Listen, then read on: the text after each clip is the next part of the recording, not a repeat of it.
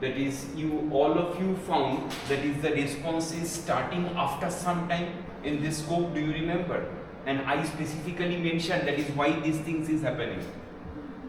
Could you remember or you have forgotten?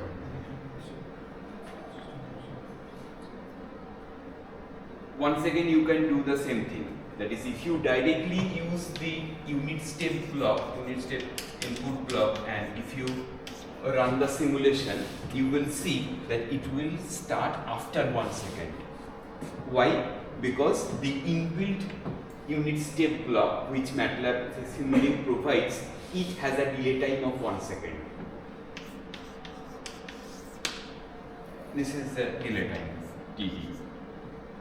Somehow that is they have taken, that is there is the first the box of the unit step function, that is it takes a default 1 second delay time.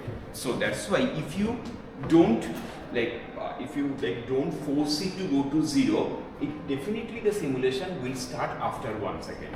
Okay. Now that is this is here the delay time TD is 0. That is one theoretically what we are doing.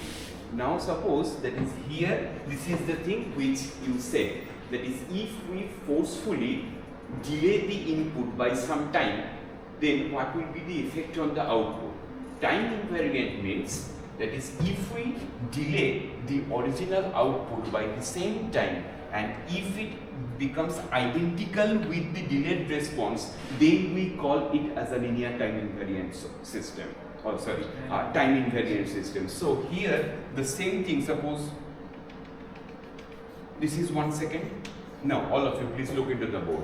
That is this thing, that is you just delay it by 1 second. So this entire thing, it will be like that.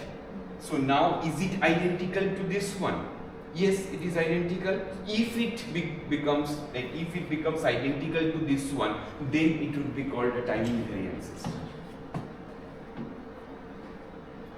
I will repeat, don't worry, that is first you try to understand.